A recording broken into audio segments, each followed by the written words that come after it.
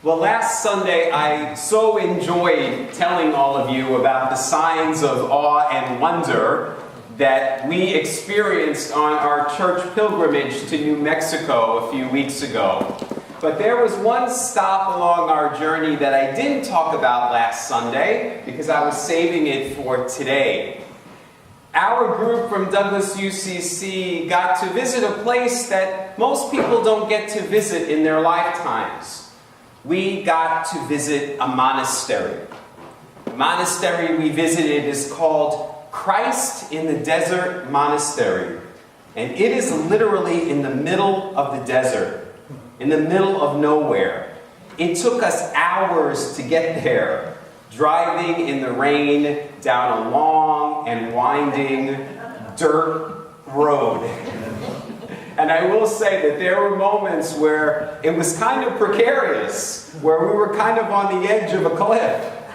But we made it, and it was so worth the effort. When we got there, we sat in the chapel where the monks chant and pray each day. And the chapel at Christ in the Desert Monastery is floor-to-ceiling glass windows that look out at the spectacular rock formations that are all around the monastery. So at prayer, the monks aren't praying to a cross or an icon or a statue or an altar. They are praying to the awe-inspiring beauty of the desert that's all around them. Rock formations that are millions of years old. That is how they connect with God. Now, in the past, I never really understood the purpose of cloistered monks and cloistered nuns. I used to think there's so much work that needs to be done in the world. Go minister to the poor. Go feed the hungry. Go visit the sick. What good are you doing shutting yourself up from the rest of the world? What's the purpose of that? Well, it was on that trip, that visit to Christ in the Desert Monastery, that I got it. That I really understood what the monastic life is all about. One of the monks met with our group from Douglas UCC, and he said this. He said, "We are here to serve you. That our purpose for being here is not about us, it's about you." I often thought the monastic path seemed very selfish, but actually it's selfless. They are emptying themselves, but not for them, but for us. Monks are people who choose not to get married, not to have children, not to own a car or a house. They don't have cell phones or computers or televisions.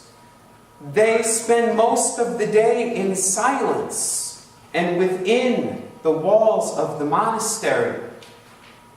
Can you imagine if last year I dropped you off in the middle of the desert in this monastery, and this whole past year of 2016, you had no computer or cell phone, no television, no newspapers? Imagine how peaceful that would be.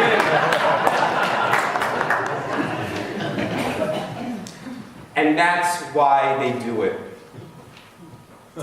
They are holding the peace for us.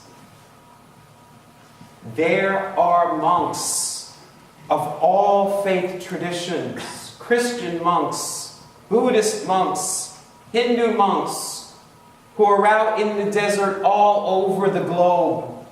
And their purpose for being is to hold the peace and to birth the light for us. And the monk explained the Trinity to me in a way I never understood it before. He said, "We are here to strengthen our relationship with God so that we can strengthen our relationship with you. What he was saying is that the spiritual path isn't just so we can become one with God, but so that we can become one with one another. That's the purpose, is not just a two-way relationship, us and God, but three. 3 in 1. I loved that. Now, you and I don't live in monasteries. We live in the world. But we are called as Christians to be people who hold the peace, who are peacekeepers, instruments of peace in the world. Today's Advent candle stands for peace. And we are called as Christians to do as those monks do. To be at peace and to birth the light. Not for us, but for the world. So, how do we do this during this season? Advent is a time for us to prepare for that birth. Whether you're a woman or a man, all of us are called during this time to give birth to more and more of the light that is within us. That's what we're called to do. Now, in our words of integration this morning, Reverend Lewis explained this so beautifully. She said that most of us grew up thinking that this time of year, Advent and Christmas, was about a baby, was about a cosmic Superman who came down to earth. But she says it's not that at all. This time of year is not about a baby. It's not about a baby that was born 2,000 years ago. It's not about Joseph and Mary and the manger and the Magi. This time of year is about us. It's about us preparing to give birth to the light. It's about us finding the peace and joy within ourselves. We're not throwing a birthday party for the baby. The baby was already born 2,000 years ago. The baby doesn't want a birthday party. The baby wants you to do what he did, which is to birth the light. Now, Reverend Lewis says that most of us grew up hearing that Jesus was kind of this Superman, that he was the only one ever that could achieve this divine union with God, and that we as humans were sinners, and we don't have the capacity to do what he did. Well, if you believe that, then you are calling Jesus a liar. Because Jesus said, everything that I have done, you can do. And then he added, these things and greater. That's Jesus' message. Christianity forgot that. Christianity thought it was about worshiping the baby. But Christianity is about you becoming the Christ. Doing what Jesus did.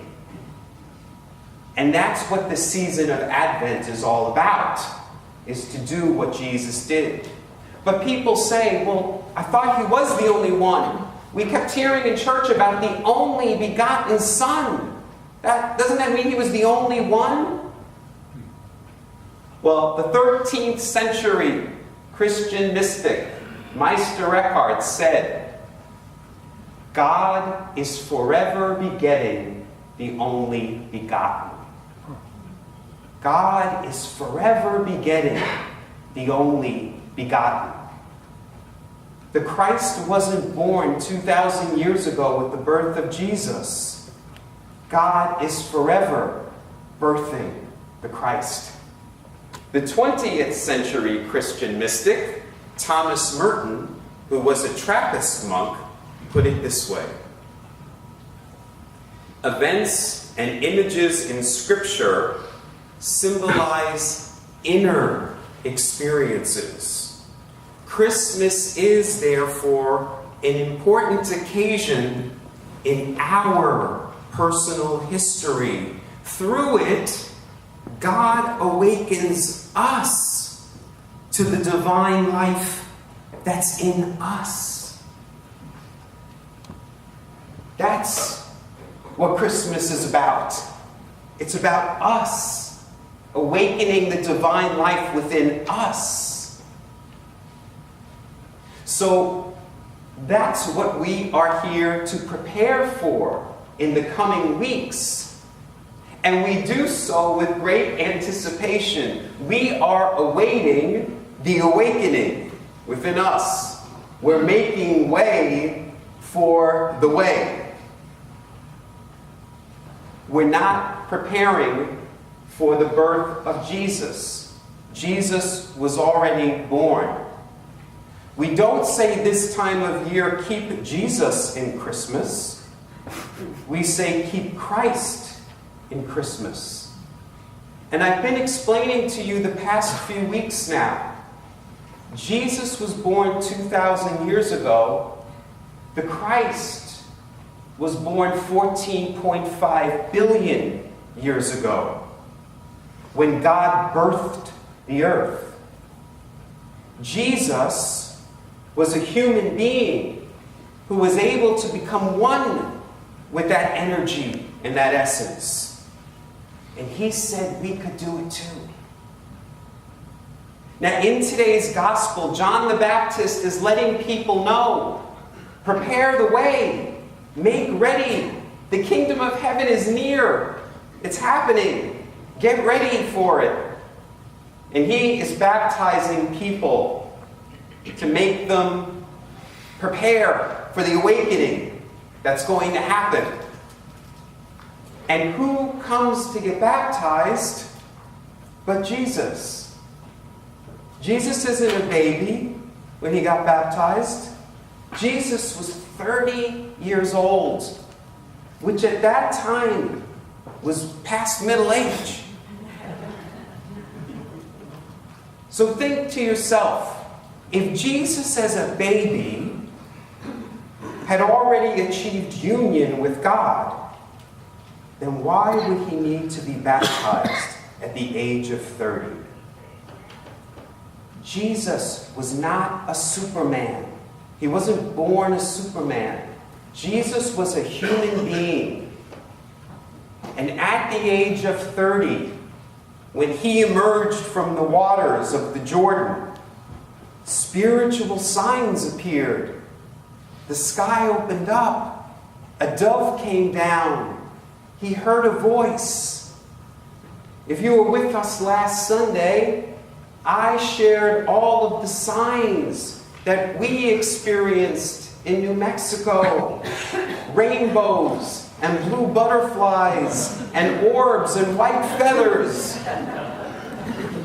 We were awakening to the signs of spirit that are all around us. That's what we're doing this time of year, is we are looking for those signs. Those signs awaken us. They awaken us to the light. And we are to birth that light and share it with the world.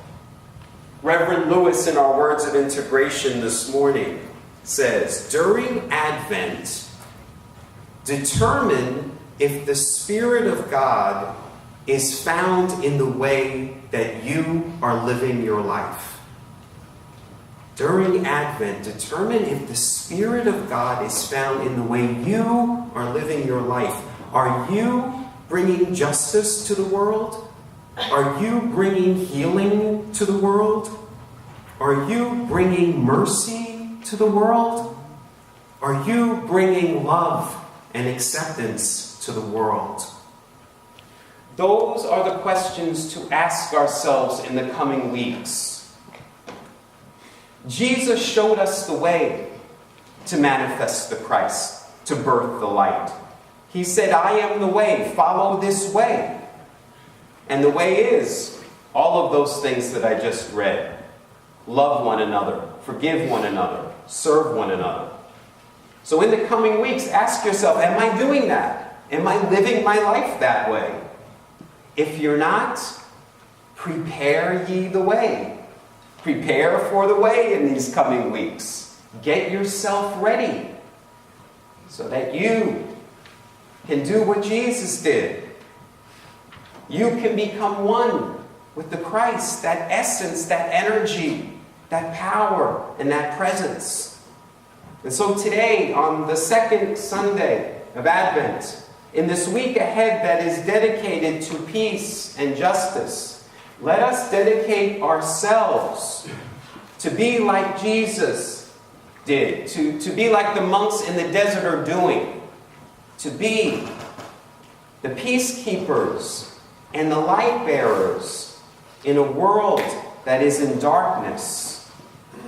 When we do that, we are preparing for the kingdom of heaven here on earth. And the kingdom of heaven is at hand. It is near. Let us prepare the way. Namaste.